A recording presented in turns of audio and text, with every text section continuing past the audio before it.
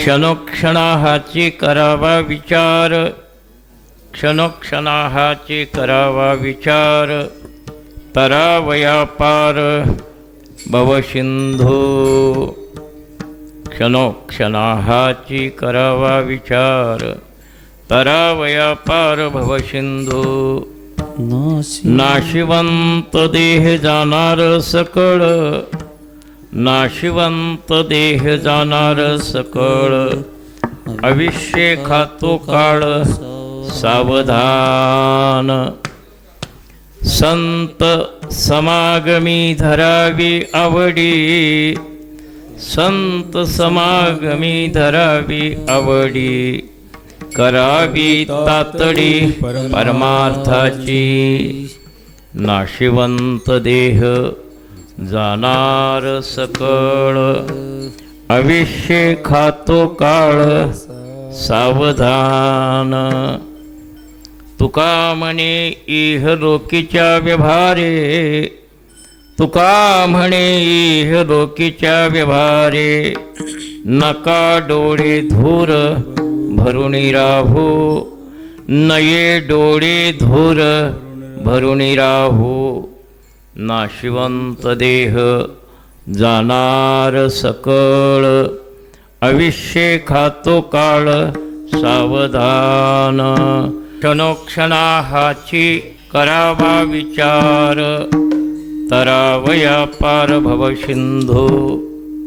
नाशिवंत देह जाणार सकळ, अविष्ये खातो काळ सावधान.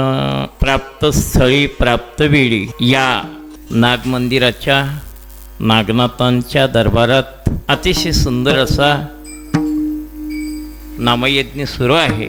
आणि या नामयज्ञाच्या बरोबर आपल्याला जे भगवंत आहे ज्याचं आपण नाव घेतो त्याच्या संबंधानं आणि जीवाच्या संबंधानं, जीवाच्या संबंधाची जी कर्तव्य आहे, जबाबदारी आहे, ती सेवेच्या माध्यमातून सादर करणे. अर्थात भगवंताचं गुण गायीन आवडी हीच माझी, या न्यायानं भगवंताच्या गुणाचं वर्णन आणि जीव, आत्मा, परमात्मा, प्रकृती, माया वगैरे वगैरे यांचं यथाशक्ती आपापल्या अधिकार परत्वे प्रतिपादन. याही पूर्व थोडं आपल्याला प्रास्ताविक 2 शब्द मांडावं लागतील, सांगावं लागेल की गाव तसं अतिशय छोटं आहे, पण छोट्या गावामध्ये सुद्धा एक बघितलं तर अतिशय सुंदर अशी शिस्त आहे, स्वच्छता आहे, सेवा आहे. पंचक्रोशीतनंही काही माकवेकर वगैरे वगैरे मंडळी आलेले आहेत. आपण श्रोतेजन, ग्रामस्थ, भाविक, भक्त लोक, विशेष करून ज्यांना खरोखरच की मनुष्य देहाची थोडी जबाबदारी कळलेली आहे, मनुष्य देहाचं ज्यांना कर्तव्य कळलेलं आहे, अशा माणसांच्याकडून मला वाटतं की अन्नदानासारखं आणि धनदानासारखं कार्य होतंय. हे धन्यवादास प्राप्त आहेत. सामान्य समजू नका, माणसं इकडं तिकडं काहीतरी वाढदिवस करायला लागला तरी नको तेवढा खर्च करतात.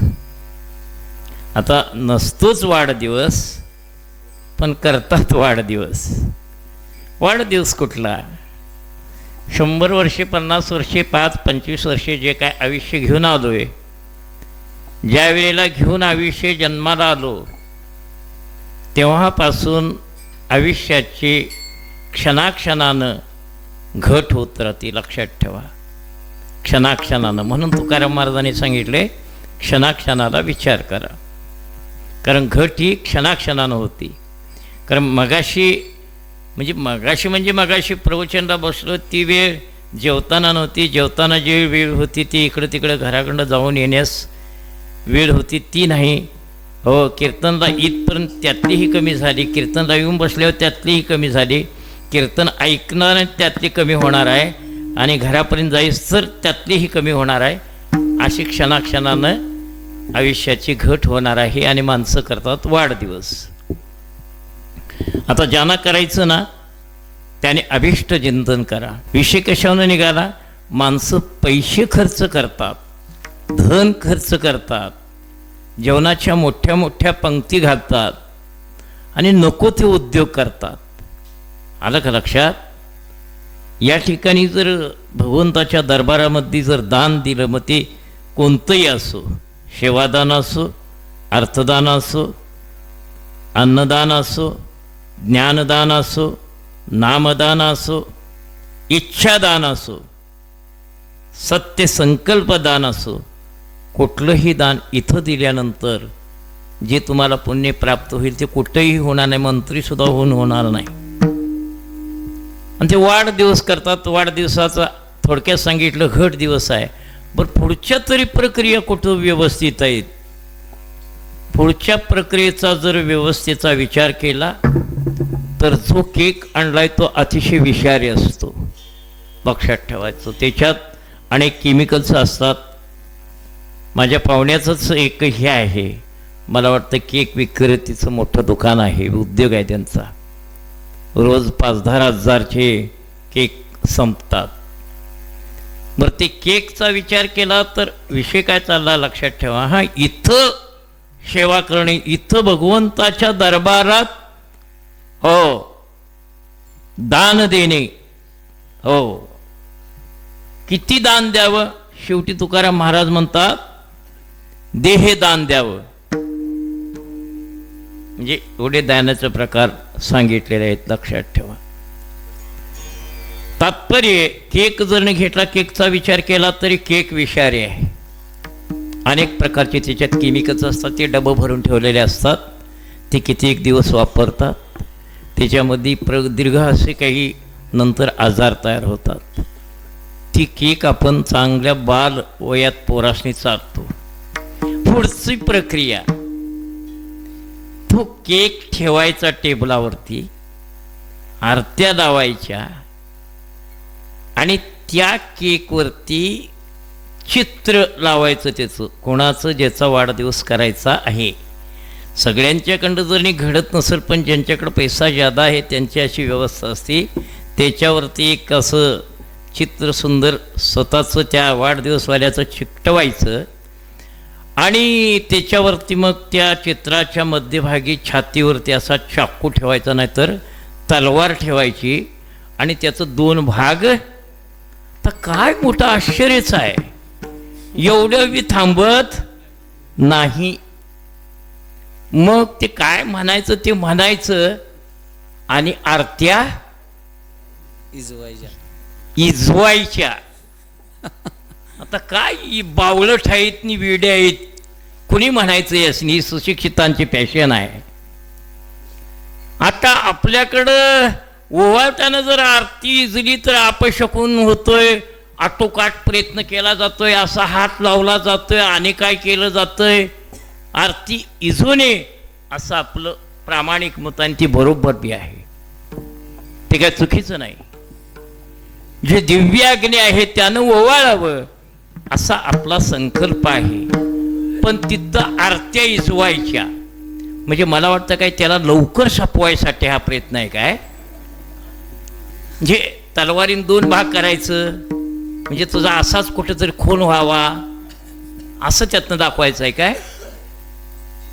त्या आरत्या इजवून तुझा आयुष्यात कधीतरी असंच अचानक इजणार हे दाखवायचं आहे का. ते विषारी आहार देऊन बिघडवायचं आहे का.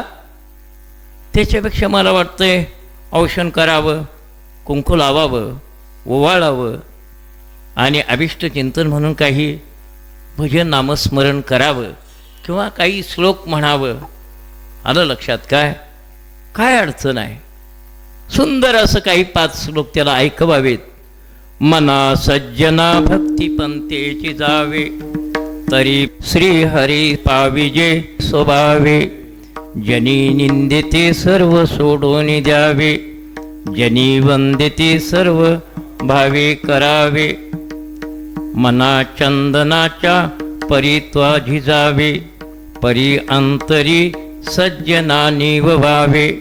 असं काहीतरी ऐकलं तर मला वाटतं तिच्या आयुष्यात काहीतरी क्रांतिकारक विचार प्रगत होतील. पण ह्यात तर काहीच नाही. सगळं नको त्या मला वाटतं त्या वाढदिवसाच्या प्रसंगानं घडतंय. तेव्हा ह्याचा विचार करा. एकतर करायचं असेल तर विधी म्हणून करा, अभिष्ट चिंतन म्हणून करा. शक्यतो मला वाटतंय की सात्विक असा उच्च लेवलचा आहार द्या.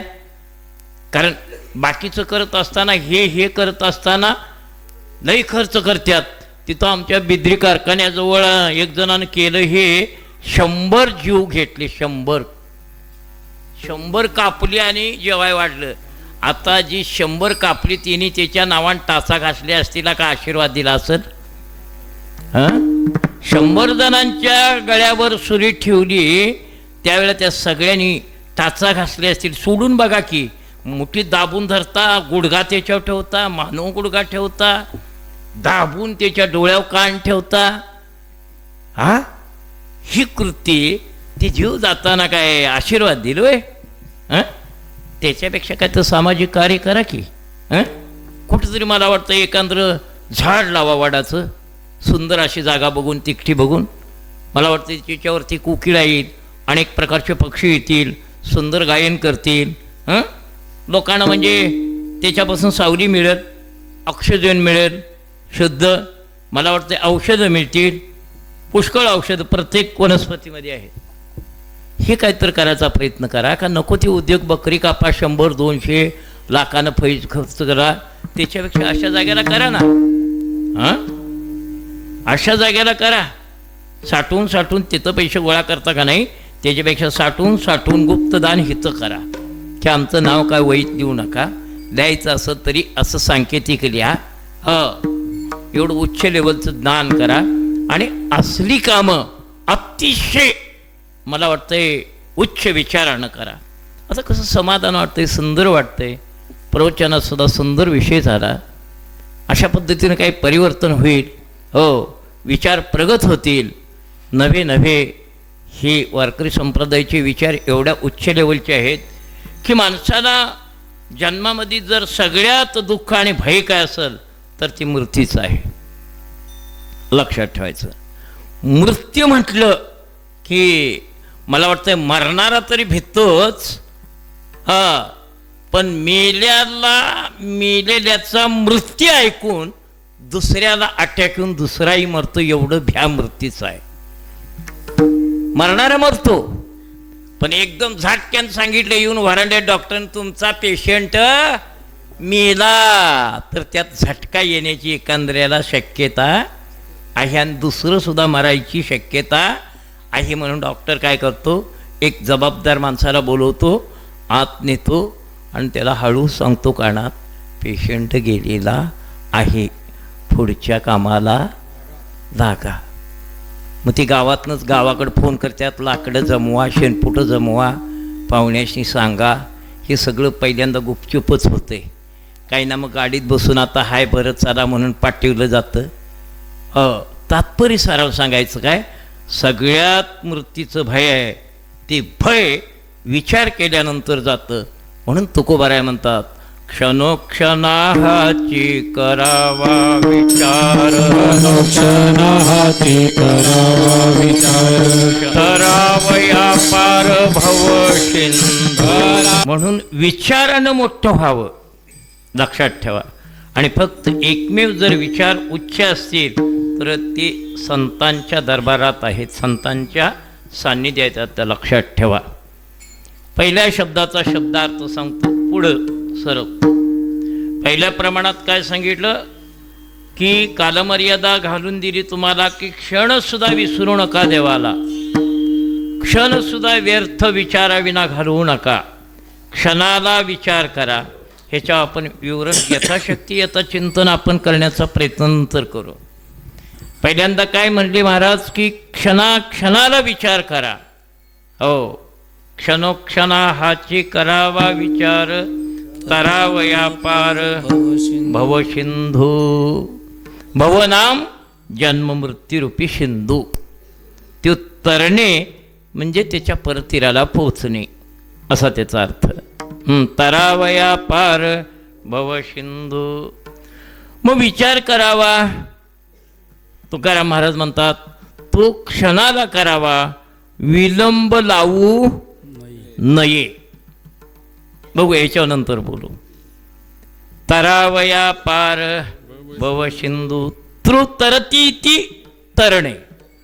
व्यवहारात आपण म्हणत असतो तो माणूस तरला गा, तरला याचा अर्थ कशातनं तरला?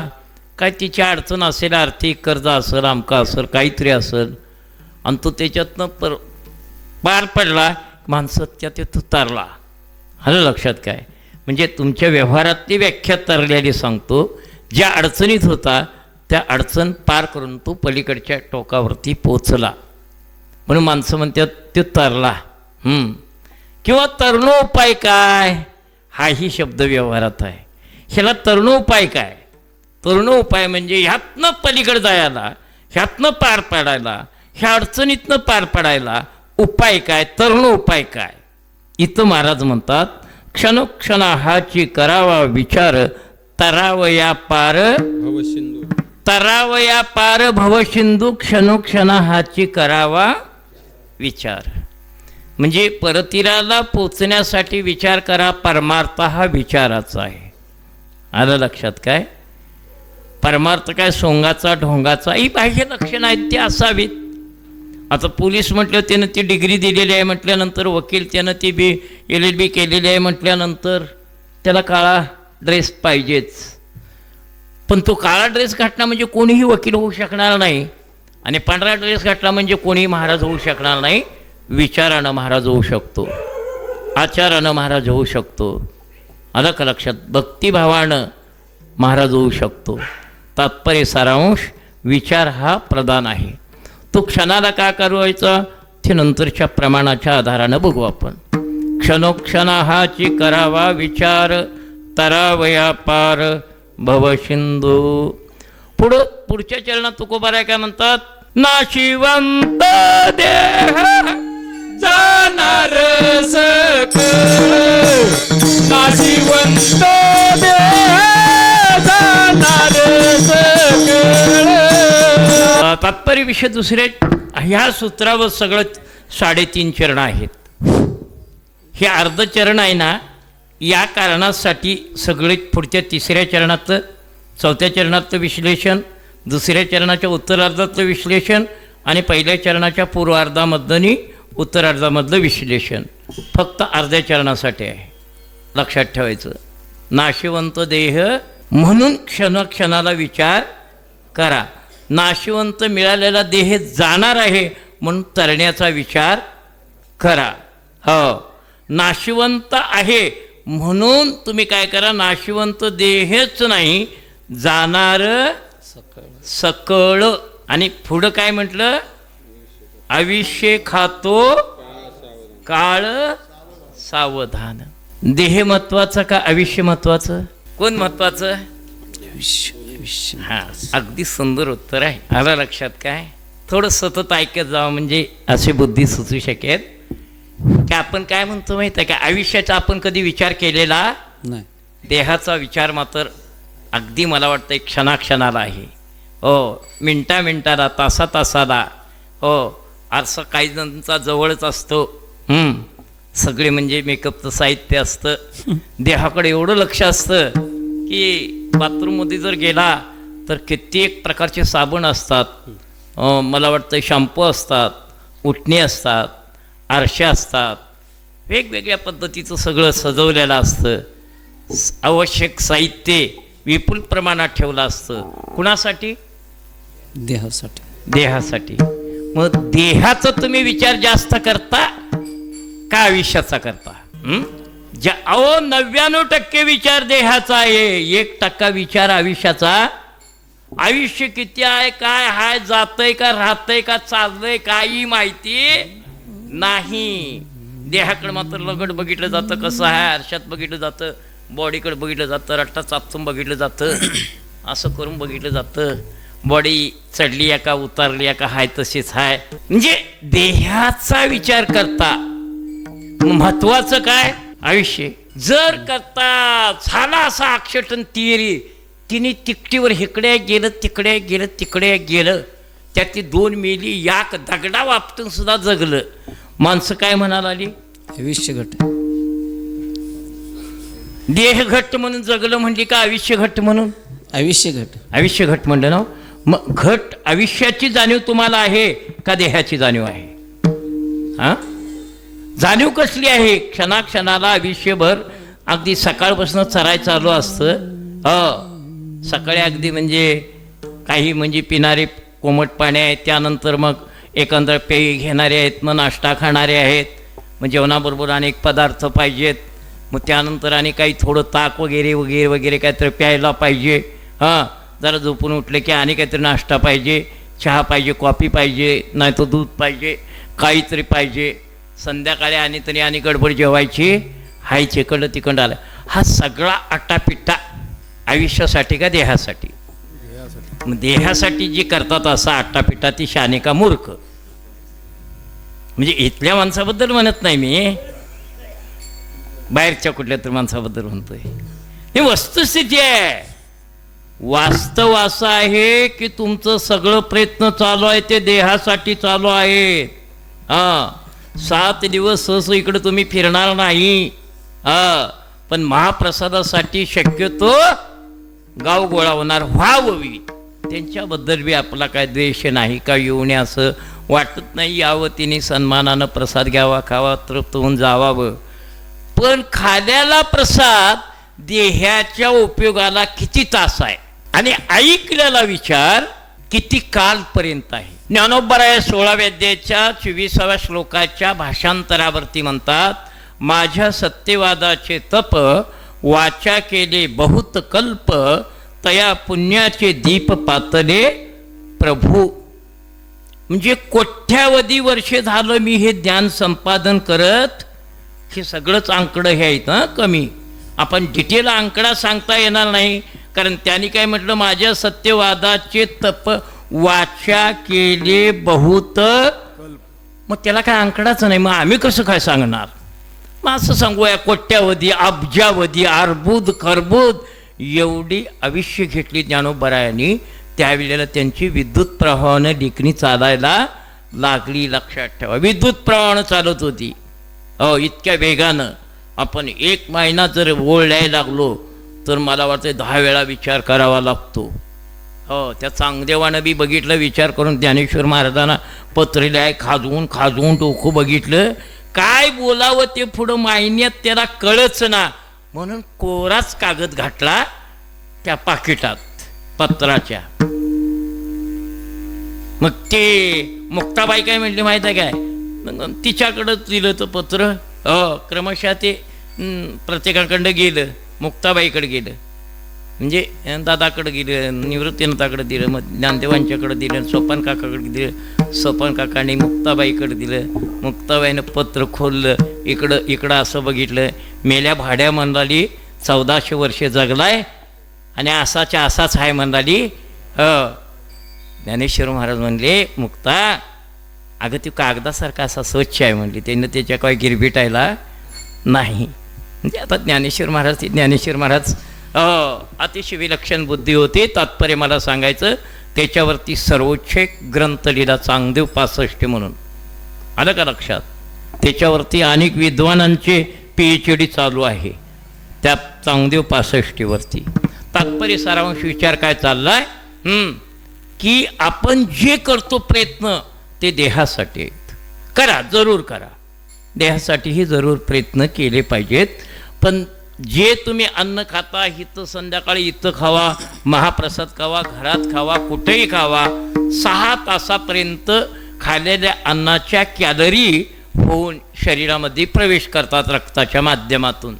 ज्या घटकाला ज्या कॅलरी पाहिजेत त्या तिकडं सप्लाय होतात. लक्षात ठेवा, स्निग्धांश त्वचेकडे जातो, कॅल्शियम हाडाकडे जातं, बाकीचे काही घटक आहेत ते मांसाकडे जातात, वगैरे वगैरे वगैरे. ते मला वाटतंय अन्नाच्या माध्यमातून, याच्या नलिकेंच्या माध्यमातून शरीराला पोचतं. पण किती वेळ? 7 तास.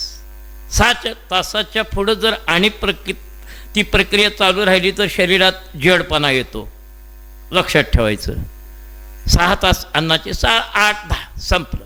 त्याच्या पुढं जर अन्न शरीरात राहिलं ना तर तोंडाला चिकट पदार्थ येतो, अंग जड होतं, पित्त होतं वगैरे. तात्पर्य मला सांगायचं हे की जे देहात 6 तासच उपयोगाला तुम्हाला येणार आहे. मला वाटतंय सकाळी खाल्ल्यानं संध्याकाळपर्यंत राहत, संध्याकाळी दुपारी भूक लागते, 4 वाजता नाश्ता लागतो, संध्याकाळी जेवावं लागतं. म्हणजे अन्न तुमचे एवढ्या कालापर्यंतच काम करतं, त्याच्या पुढं करत नाही. पण विचार अनादिकालापर्यंत. या देहातले विचार पुढच्या हजारो जन्मात जातात. मी अजिबात शाळेतच गेलो नाही. शाळेतही पाऊल टाकलेला नाही. मला शक्यतो 5 वर्षात शेताकडे जे पाठवलं, आता गावापासून 2 किलोमीटरवरती एका खोपीच्या रखवालीला, तिथनं शेताकडं ती चौंडाळाकडं 2 किलोमीटरवरती तिथं शेती. तिथनं मग मी वयाच्या 16व्या-18व्या वर्षी भंडाऱ्या डोंगरावरती गेलो. तिथं मी कुठं महाराजांच्याकडे गेलो नाही. इथं शाळेतच पाऊल टाकला नाही. पण एक अंकल तिथनं मात्र क का की की को के कै को कौ कम का हे 12 काडी शिकलो आणि सगळं कथासर ग्रंथ वगैरे वगैरे वगैरे सगळे वाचले आणि भंडाऱ्या डोंगरावरती गेलो. मग तिथं गेल्यानंतर मी शक्यतो म्हणजे शरीर जरा राखट होतं, व्यायाम केलेला होता आणि तिथं बी जमना, रामकृष्ण म्हणाय जमना, संस्कृतचे उच्चार जमना, अवघड चाललं. कारण संस्कृत हा शब्द मला यायचंच नाही. हो, कारण ते अवघड आहे, जोडाक्षर आहे. प्लास्टिक, संस्कृत, ग्रॅज्युएट हे शब्द यायचे नाहीत. पण असा काही प्रयत्न केला, पण मनाचे संकल्प हे मुळात होते. शरीरालाच वळण द्यायची गरज होती. संकल्पशक्ती आत होतीच मनाच्या कोशात. आलं लक्षात काय? आणि मग एवढे प्रयत्न केल्यानंतर काही अवघड नाही. ज्ञानोबरायांचं भाष्य बघा तुम्ही, गीतेच्या 12व्या अध्यायाच्या 11व्या श्लोकावरचं भाष्य बघा. विशिके आहारी पडे, समुद्री पाय वाट जोडे, एकी वाघ ब्रह्मथोकडे अभ्यास केले, म्हणून अभ्यासाचे काही सर्वता दुष्कर नाही, या लागी माझ्या ठाई अभ्यासे मिळ.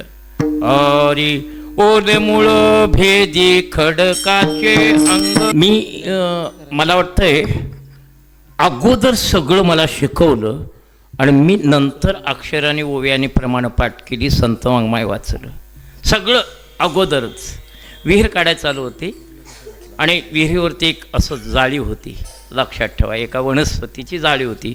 अशी लिंबाच्या पानागतीला पानं होती, पण त्याला कलर होता आणि अशा पद्धतीची ती वनस्पती होती. आणि विहीर वरच्या कडसनंच आत्ता पाहिजे असं तर दाखवतो तुम्हाला. ती विहीर दाखवतो, ते कसं मूळ खाली उतरलं ते दाखवतो. अगदी पाषाण खणीचं काळं खडक होतं. आणि मला याच्यावरचं प्रमाण जवळजवळ काहीतरी मला वाटतं 5-6 वर्षानंतर मी भंडारा डोंगरावरती वाचलं. पण अगोदर विहीर काढली. विहीर काढत असताना ते अशा फळ्या निघायला आल्या आणि फळ्या निघाल्यानंतर दोन्ही फळीच्या मधनं आपली जर टेप पट्टी असते ना, यंत्राची घ्या किंवा तुम्ही लांबडी घ्या, 5, 25, 50 फुटाची घ्या, कुठली घ्यायची त्या अंतराची घ्या. पण त्या पट्टीसारखं वरनं तुम्हाला सांगतो 20 फुटापर्यंत एकसारखंच मूळ खडकाच्या मधनं गेलं होतं. आणि हे फक्त मी कुतूहलानं बघितलं तर त्याच्यावरचं प्रमाण मला माहीत नव्हतं. आपणची देव होये गुरु हे नंतर मला तिथं गेल्यानंतर कळालं की हाच गुरु झाला आणि त्यानंच मला शिकवलं. आलं का लक्षात? आत्ता जाऊन बघा, मी भंडारा डोंगरावरनं इंदुरीला जगन्नाड्यांच्या दारात माधुगिरी मागायला उभा राहिलो होतो. जगन्नाड्यांच्या.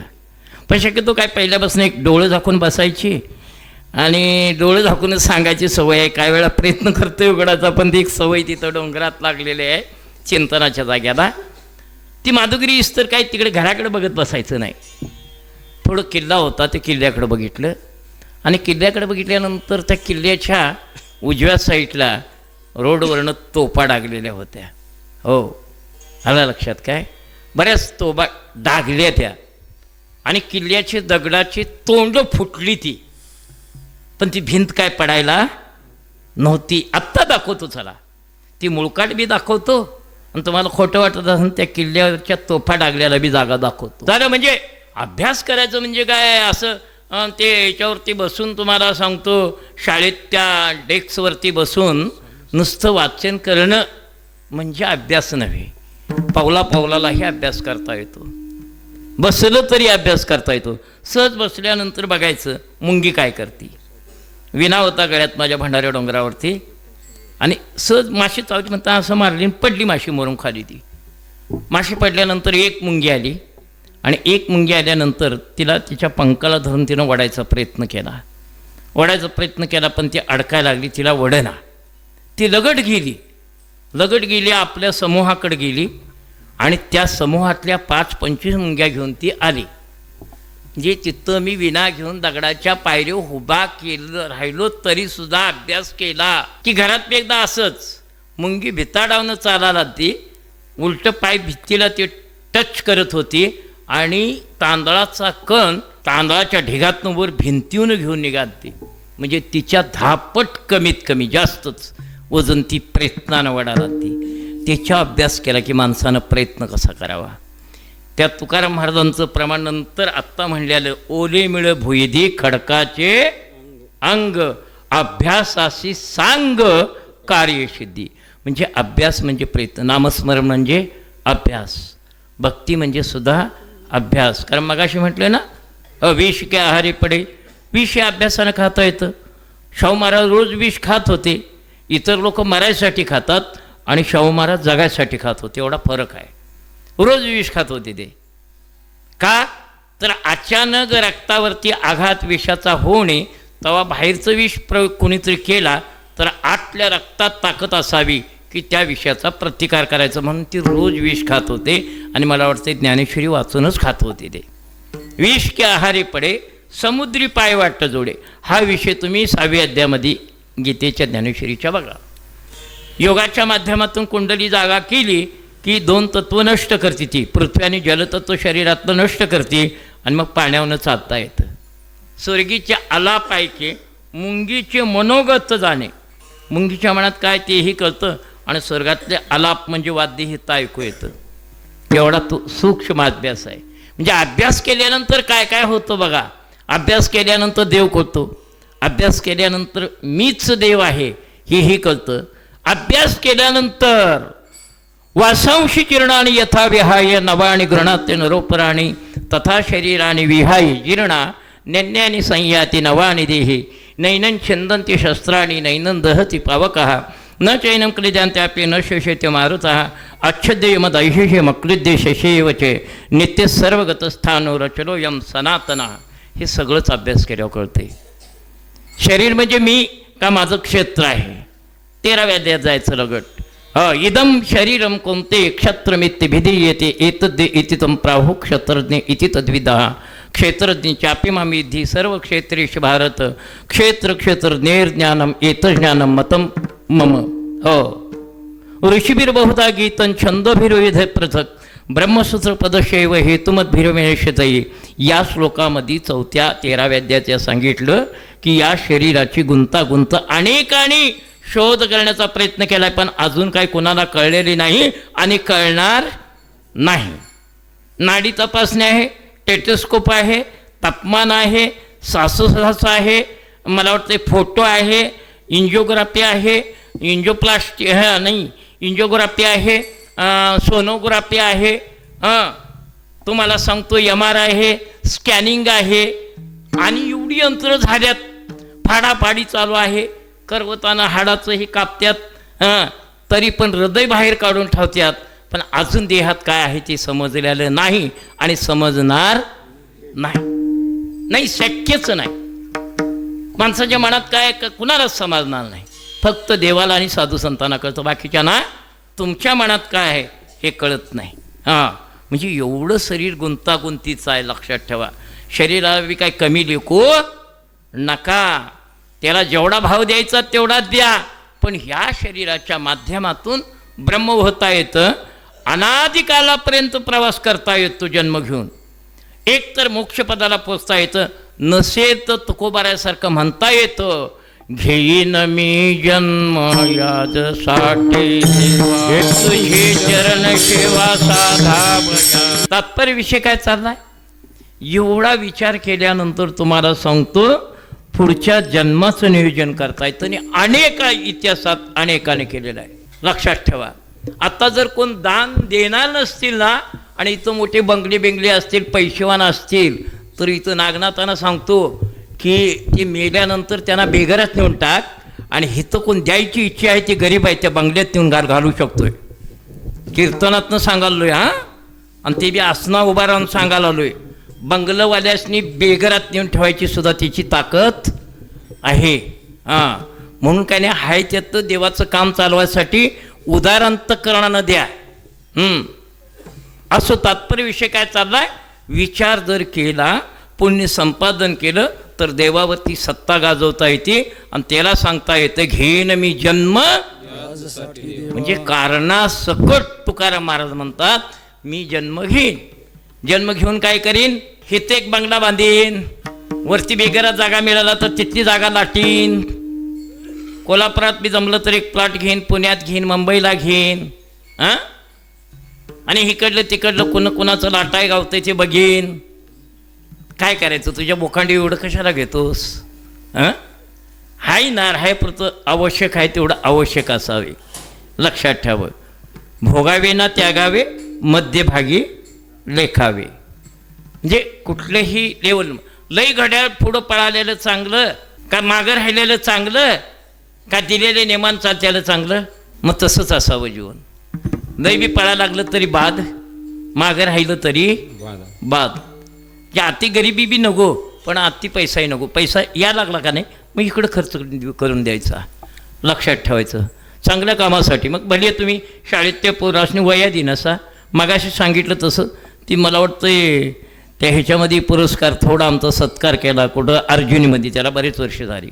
त्यात एक शिक्षक होता, तो काय करायचा त्या अर्जुनाला शाळेला जायस तर इकडं देवचंदकड वाटणं जाताना त्या सायकलीला घागरी लावलेल्या होत्या आणि ते जाताना झाडं लावली होती वाटणं, त्यासनी पाणी घालत जायचा तो. म्हणजे दोन्ही साईडनं झाडं लावून ते जगवायचा त्यानं प्रयत्न केला. मग असं करा, काय जमलं ना पैसे बिशे नसलं का नाही तर तेवढं करा. हां, असं तात्पर्य विषय मला काय सांगायचं, विचार करा. पहिल्या चरणात सांगितलं तो यासाठी सांगितलं की जो देह मिळालाय तो जाणार आहे, जाण्या अगोदर लवकरात लवकर विचार करा. नाशिवंत देह जाणार सकळ, आयुष्य खातो काळ सावधान. संत समागमी धरावी आवडी, धरावी तातडी परमार्थाची. तिसऱ्या चरणामध्ये तुकोबाराय सांगतात, आपण मगाशी म्हणून गेलो ना तुकोबारायाने चिलिले ही एवढा आटापिटा का, त्या संतांच्या संगतीची काय गरज, तातडी करायची काय गरज. हां, त्याला कारण सांगितले, सूत्र गाठले. द्रुपदात अभंगाचं उत्तर असतं, लक्षात ठेवायचं. कधी बी कुठलाही अभंग घ्या त्याचं जे महत्त्वाचं सूत्र गाठलेलं असतं ते द्रुपदात असतंय. तसं तुकोबरायचं सूत्रात सांगतात दुसऱ्या, नाशिवंत देह जाणार सकळ, म्हणून ते जाण्याच्या आधी संत समागमी धरावी आवडी, करावी तातडी. अगोदरच घ्यायचं, आता हे पुढच्याकडचं वाक्य अगोदरच घ्यायचं. तातडी करावी, संत समागमासाठी वेळ लावू नका. मग आपण करतो का तातडी? पोराला जर माळ घालायचं म्हटलं तर घरातली कबूल होत्यात का नाही तेवढं सांगा. पोराला हां चौथीच्या 5वीच्या 10वीच्या काय असं ते शाळेत आहे पोरग, आणि जर करता त्याला माळ घालायची म्हटलंच, घालू आहो घाला या पोरग्याला एवढ्या असू दे एक माळ करी, कबूल होती लवकर. हां, अनुभव आहे का नाही? कबूल होत.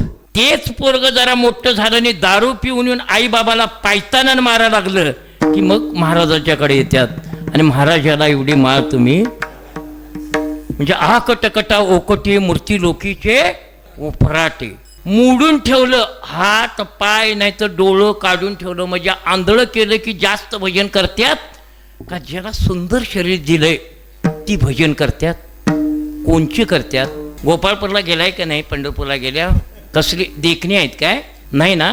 ही म्हणजे एकाला कोणाला हातच आहे तर कोणाला पायीचं नाही तर कोणाला डोळंच नाहीत तर हाय तोचा वाकडाच आहे, हां अपंग आहे, सगळी टाकावाय तेवढी भजन करतात. मग भजन करण्यासाठी यांना टाकावी करावं का चांगलं शरीर ठेवावं? यांचं काय करावं? देव इकडं कुठनं तरी इकडं कोणीकडं तरी येताना वडा एखादा असेल, पडक्या हिरी जवळ असत, तिकटे असतील, अमावस्या रात्र असावी, एकटंच असावं. त्यावेळेला देव आठवतोय का लग्नात बँड वाजताना करवल्या बिरवल्या सगळा फोर्स चाललाय लाईटचा न्यायचा, तवा देव आठवतोय? कुठचा आठवतोय? कुठचा? फडकी हीर अमावस्या, आणि त्यातही घरात कथा ऐकलेल्या पाहिजेत की तिथं लई मोठा आहे, हो सोडत नाही, असं सगळं ऐकलेलं असावं. आणि त्या जागेला आलं की धाड धाड लिव्हर वाढते. रामकृष्ण हरी रामकृष्ण हरी पांडुरंगा वा रे, तुझ्या बाचा गडी आहे वैरी तिथं तेवढ्या अडचणीच्या वेळा यायला त्यो. हा, ही तुम्हाला सांगतो हिंची थेरी काय विचारावी. हा, धड आहे तर हो, पंक्ती जर वाढायला लागली का नाही, एक एक जर श्रीमंत माणसं अंगठ्या बिंगट्या सगळ्या बोटातनी असतात, इथं असं सोन्याचं कडा असतं, इथं असतंय. हां, समजा दाबात पंक्तीत वाढायला लागला, मग ते कुठलं वाढदिवसाचं असेल, लग्नाचं असेल, आणि कुठली पार्टी असेल, तिकडच्या बाजून वाढ रे, असं मागं शर्ट येईल आणि सोन्याचं कडं दिसत, असं करायला चालू करते. तिकडं जरा इकडं वाढ, आणि जर थोटणी बोटं असली तर असा खिशात हात घालते, पलीकडच्या पंक्तीला जरा वाढ रे, खिशात हात बाहेर काढीत काढत नाही. म्हणजे व्यंग करावं का देवानं, चांगल्या कामासाठी चांगलं शरीर वापरावं. गोरी लवकर माळ घालतात का काळी लवकर घालतात, कोणची घालतात, देखणी लवकर पायवारीला निघत्यात काय काळी निघत्यात, ओबडधोबड निघत्यात. काळी जर लावायला आली बुक्का का नाही, नाहीतर भंडारा, तर हातच बुडी त्यातनी वडत्यात कपाळावर. गोऱ्यांची तिशी थिरी नाही, आरसा घेणार, काड्याच्या पिठीचा दांडा घेणार, त्यात बुडी होणार आणि मग लावणार. मोठी नऊवारीवाली बाई असं कुंकू घेणार, असा मोठा बंदा रुपया एवढा लावणार. ही जी काही शिकलेली आहे का नाही, ही पाठ उघडी सोडलेली, हां, पिना लावणारी, हे ते काय विचारू नका, दिसतच नाही. ते दुर्बीण घेऊनच कुकूक बघायला पाहिजे. नवरा आहे का नाही काय कळणार सुद्धा. काल काय झालं, नेमकं तुरंब्याला होतो कार्यक्रम, आणि तिथे एका घरात असं घडलं की भेटणं आवश्यक होतं. अतिशय माझ्यावरती विश्वास ठेवलेली माणसं वास्कर महाराजाला डावलून त्या माणसानं पांडुरंग देवर्डेकरांनी येऊन माळ घातली. वास्कर आबांच्या घरात होते, वास्कर महाराज आले होते, बाहेर जायला जागा नव्हती, लक्षात ठेवा, उठून जायला. आणि त्या बाईच्या मनात होतं की सावर्डेकरांच्याकडंच माळ घालायची, पण आता तेवढ्याच दंगलीतनं बाहेर कसं यायचं आणि काढायचं, कारण घालणारच होती सगळ्यांना, जेवढ्याशनी आत होती तेवढ्या आबानी, वारक्या आबानी, तुरंबेच्या सगळ्यांनी वास्कर दादाला आणून विवेकानंदांच्या द्वारे माळा घातल्या होत्या. पण पांडुरंग देवर्डेकरचा नावचा एक साधक होता, वारकरी व्हायची इच्छा होती त्याला घालायची नव्हती भास्कर महाराजांच्याकडं. आता कोणावर कोणाचा भाव आंधळा असं सांगता येत नाही. सावर्डेकरांच्याकडंच माळ घालायची, कोणाकडं दुसरं घालायचं नाही, दोघांचं ठरलं. पण आता ह्यातनं बाहेर कसं पडायचं, बायको बाहेर गेली, उगच गेली लांबपर्यंत, आणि लगट परत आली, म्हणली लवकर या बाहेर. म्हणले मशीनं दावा पिरंगटा घातलाय आणि गळपास लागलाय, आणि त्याला बाहेर काढला.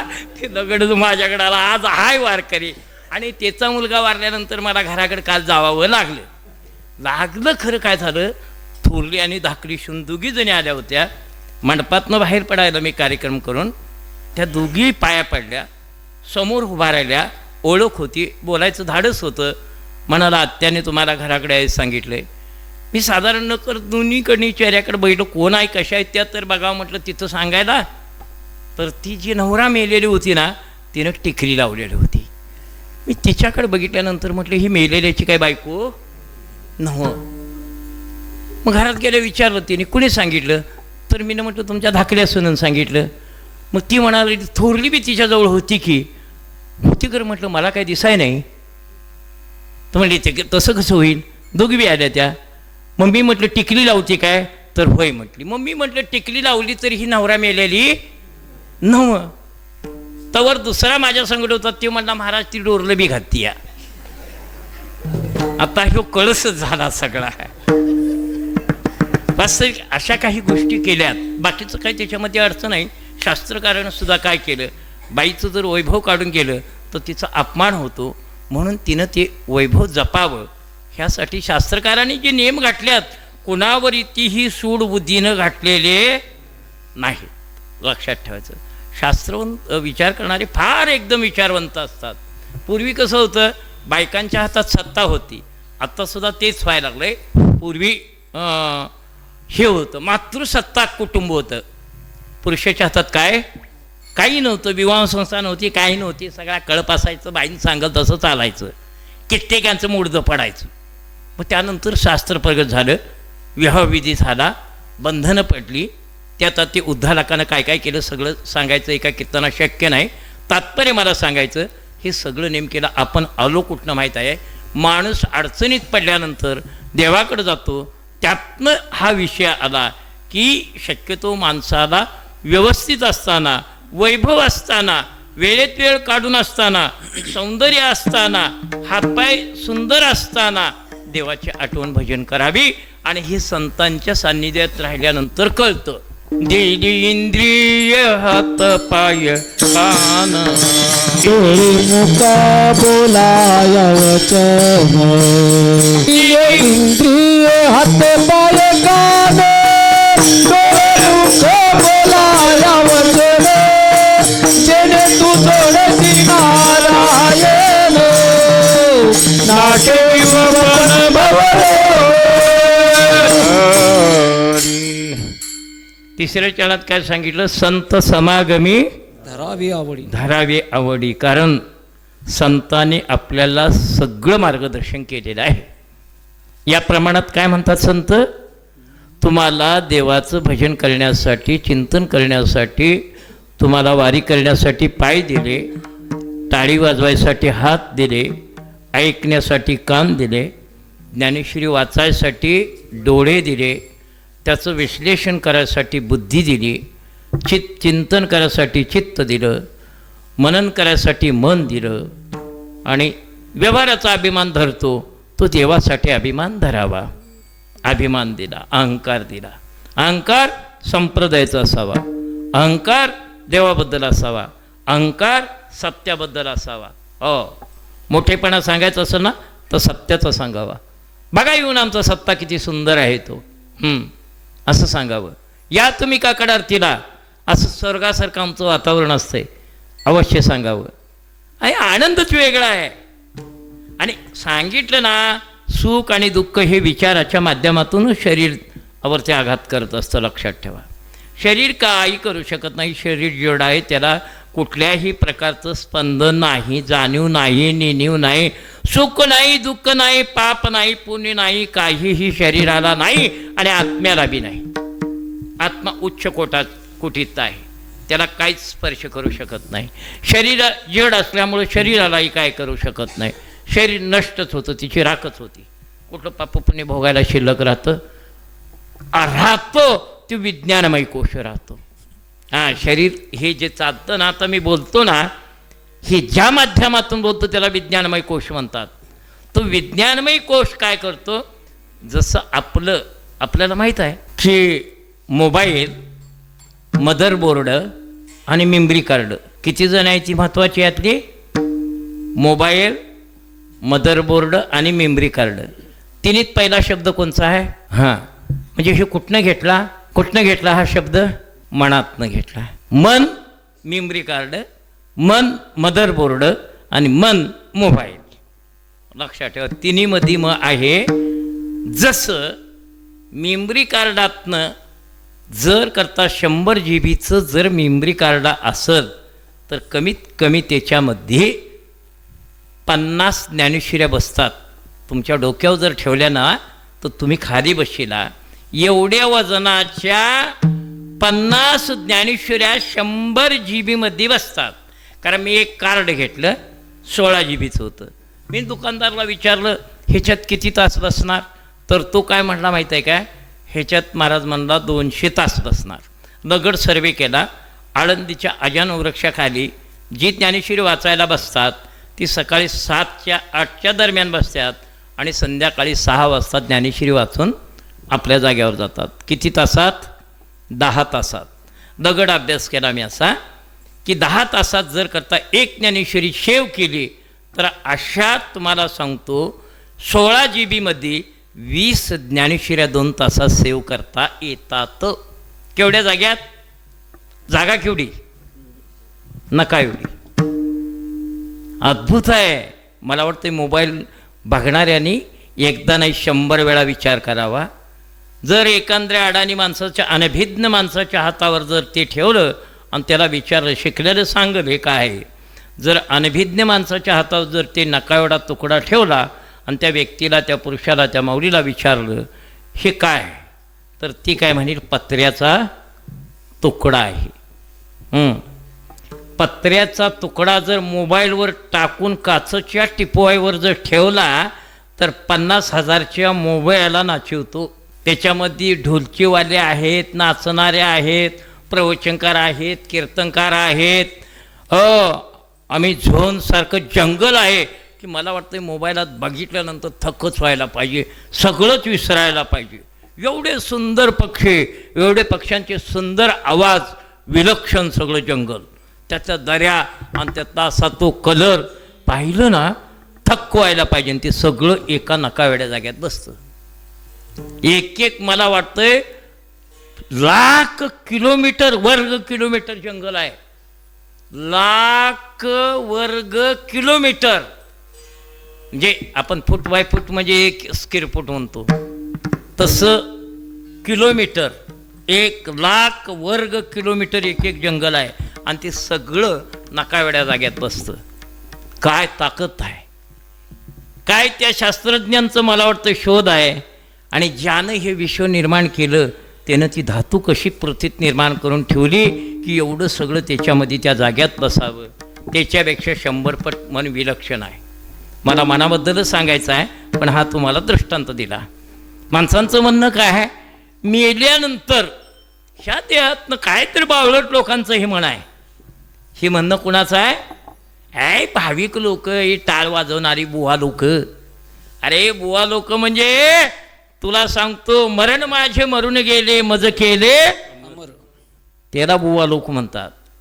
आणि 7 मोठं वडणारा राजा शाहू महाराज मुंबईवरून आला, मिरजेच्या स्टेशनवर उतरला आणि कुठनं तरी सेवकाकडं समजलं मुलग्याला देवाज्ञा झाली, मुलगा मेला. 7 मोठा वडणारा राजा, आसवालाचं पाय फासणारा राजा, वाघाला धरणारा राजा ढोरागत आरडायला लागला. कसा? ढोरागत हंबारडा फोडायला लागला.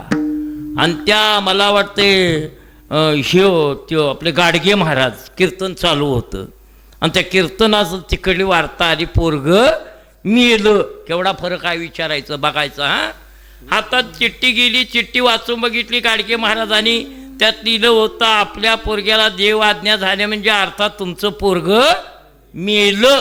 ऐसे मेले कोट्यान कोटी, एकासाठी रडू किती, एकासाठी रडू किती. म्हणजे एवढा फरक आहे. राजा सोन्याच्या सिंहासनावर बसणारी एवढी संपत्ती सगळी होती आणि मुलगा मेल्यानंतर हंबारडा फोडून रडायला लागला. किती जणांनी धरलं सावरलं कोण जाणं.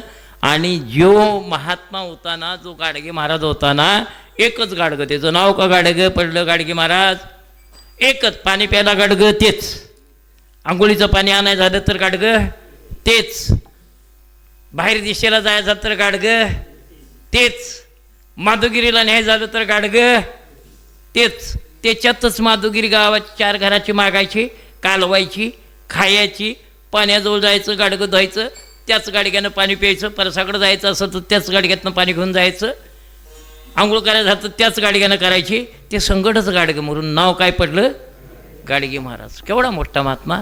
कशामुळं? राजा लागला तिकडे रडायला आणि ह्यो म्हणतोय कायशी मेली कोट्यान कोटी, काय रडू एका साठी. गोपाला गोपाला चालू, भजन चालू, काही परिणाम झाला नाही. का?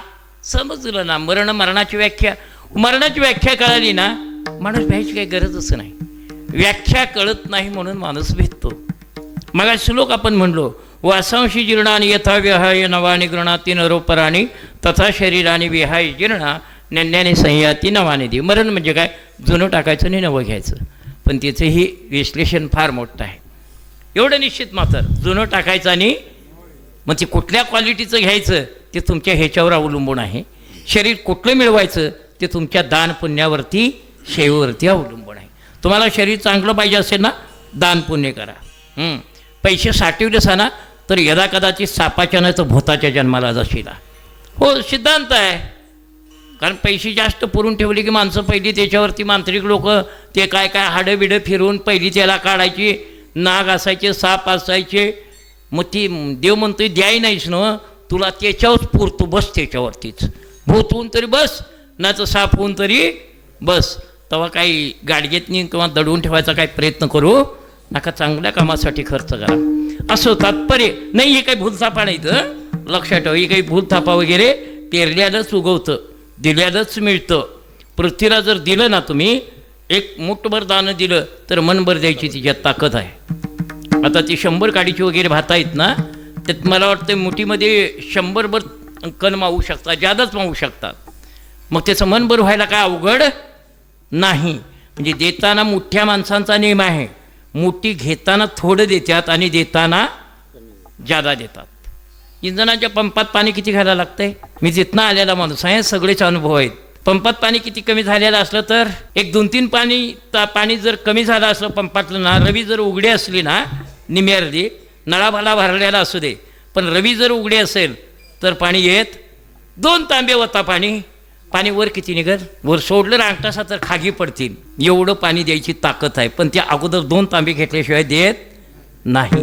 तसं ह्यो बाबा सुद्धा का नाही, तुमचं मन बघतोय, दिलंसा तरच द्यायची तिची तयारी, नाहीतर नाही. असं ह्याच्या एक कथा आहे, पण ते सगळं सांगणं शक्य नाही. संतांचं विचार फक्त आवर्त घेतो, वेळेत सोडायला पाहिजे. रोजचे कार्यक्रम आहेत, प्रवासाला आमचे आहेत असं तात्पर्य.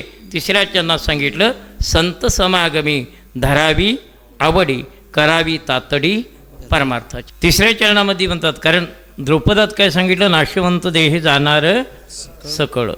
कसा जातो, काय जातो, कोण कोण जातं ते सगळं कळतं, संतांच्या संगतीत कळतं. म्हणून तुकोबाराय म्हणतात, संत समागमी म्हणजे संगती, संत समागमी धरावी आवडीनं करावं. लक्षात ठेवा, परमार्थ हा आवडीनं करावा आणि संसार हा नाखुशपणानं करावा. कारण संसार खोटा आहे, मिथ्य आहे, दुःखानं बांधकाम केलेलं आहे त्याचं. म्हणून जसं इटीला धरलेली माणसं असतात का नाही, म्हणजे कामाने गेलेली माणसं वेगळी काम करतात आणि घरचं काम करणारी माणसं वेगळं काम करतात. लक्षात ठेवा, तसं संसारात काय करायचं, विटीला धरल्यासारखं, कामाला गेल्यासारखं काम करायचं. कलेक्टर किंवा जे काय IAS अधिकारी असतात त्यांना सरकारी बांगले असतात, अगदी आलिशान असतं. 1-1 एकरात 2-2 एकरात मला वाटतं भारताचे सर्वोच्च नागरिक आहेत ना, ते 350 एकरामध्ये बंगला आहे. म्हणजे मला वाटतं बाटनांगूरची निम्मी अर्धी जमीन एवढ्या जागेला बंगला आहे. पण त्यांना माहीत असतं, लक्षात ठेवा, फक्त मी इथं 5च वर्ष राहायचं आहे. आल्यानंतर आपुलकीनं त्या बंगल्यात राहतात, पण जाताना खुशीनं निघून जातात. मास्तरांचं बी तसंच, कामगारांचं बी तसंच. कुठल्याही गावात बदली झाली, घरात राहतो, देखभाल करतो, सगळं करतो, पण बदली झाल्याबरोबर ते सोडून जातो. तसं तुम्ही सुद्धा समजायचं, मूर्ती म्हणजे बदली. फक्त एवढाच अभ्यास करा की बदली चांगल्या जाग्याला व्हावी, नाहीतर तिकडं जर झाली, तुम्हाला सांगतो गोंदियाकडं वगैरे तिकडं अतिरेक यायचं, तशा जाग्याला बदली होणे. असंच फक्त वागा. परत चितं या गावात यायचं आहे काय, तर मग ह्याला धरून राहावा, बाकीच्यांच्या भानगडीत लागू नका. ही काय, तुम्ही जर अंथरुणावर पडला ना, कोण विचारत नाही. अहो जाहो म्हणणारी ती नवीन आली का नाही, म्हणते काय पाहिजे, दूध पाहिजे का, चहा पाहिजे का, कॉफी पाहिजे का, शिरा पाहिजे का, उपीट पाहिजे, काय विचारेल, काय सांगता येत नाही. आज काय करू, पुलावा करू काय, कसला भात करू वगैरे सगळं विचारील. आणि जिन्याखाली ज्या वेळेला बसायची पाळी येईल ना, त्यावेळेला वरडाय चालू केलं सना, अरे चहा द्या, अरे जेवाना भूक लागली. अहो जाहो म्हणणारी, चहा उपीट कॉफी पाहिजे काय म्हणणारी, ए म्हातार घोड्या ग बस की, तुझा ठाव नंतर ठेवतो.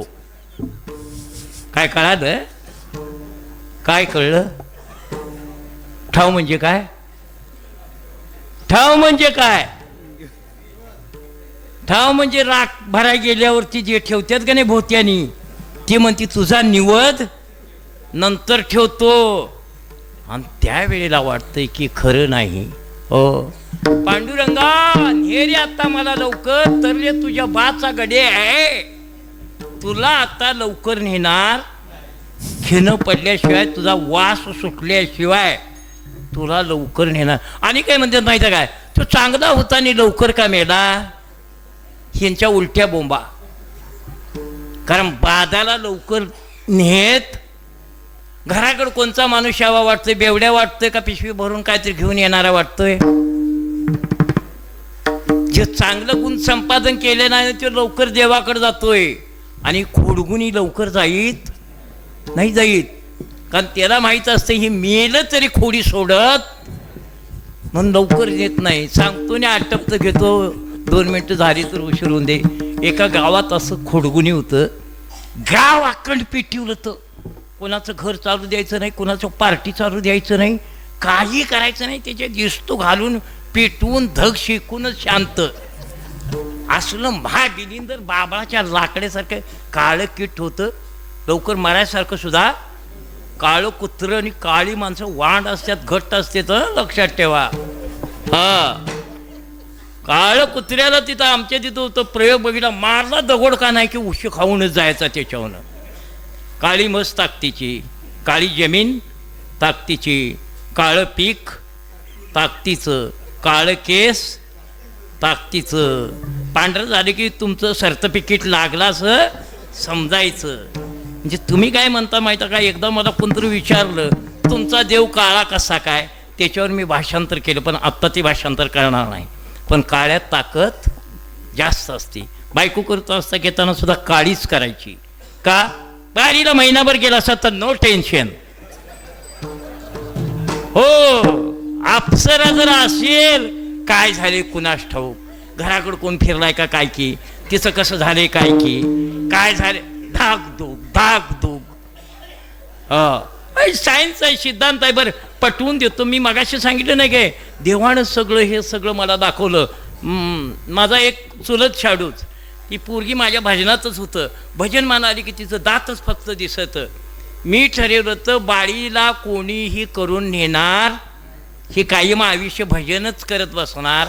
पण तिला एका बामणाच्या पोरग्यासारख्यानं, पाटलाच्या पोरग्यानं करून नेली. आता सगळं सांगत नाही. आणि ती ज्यावेळेला भेटलं त्यावेळेला मी विचारलं का रे, म्हटलं अरे तिला मी ठरवलं तर म्हटलं लगीन होणार नाही, तू कशी काय करून येईस. मला म्हटला मी अभ्यास करून महाराज म्हणला काळी बायको करून घेतली आहे. मला नो टेन्शन, माझं बागायत 6 एकर आहे म्हणला, मला काय काळजी नाही, मी कुठेही फिरतो म्हणला, कापडी इस्त्रीची घालून गाडी घेऊन, बायकोच सगळं बघती म्हणला. गोरी जर असती तर मलाच सगळं बघायला लागलं असतं म्हणला, शान सुद्धा काढायला लागलं असतं म्हणला. कारण तिला शेणात घालायचं तर माझं धाकधूक होतंय म्हणला. मग शान काढायचं मीच म्हणला, शेताकडे जायचं मीच, काय नाही म्हणला, सगळंच ती पेंडीचा 12वी आणते आणि सगळी कामं माणसं घेऊन करती. म्हणून अगोदरच म्हणला अभ्यास तो माणूस दाखवतो, ती पोरगी दाखवतो, ते घर दाखवतो पाहिजे असलं तर. म्हणजे असा अभ्यास केला म्हणजे अपवादानच अशी माणसं असतात, लक्षात ठेवा, अभ्यास करून करणारी. ना तर ते आता ठरलेलं आहे. काळा बी म्हणतोय गोरी आणि गोरा बी म्हणतोय गोरी. काळा कसं म्हणेल, तो कवी काय म्हणतो माहित आहे काय, गोऱ्याला बी गोरी पाहिजे ठीक आहे, पण काळा बी म्हणतोय गोरी पाहिजे. हा मोठं विषय तर आहे. सगळ्यांनाच गोरी कशाला, गोरं गोरं मी पुढचं म्हणत नाही, हाय काय माहिती हाय ना, काळं काळं.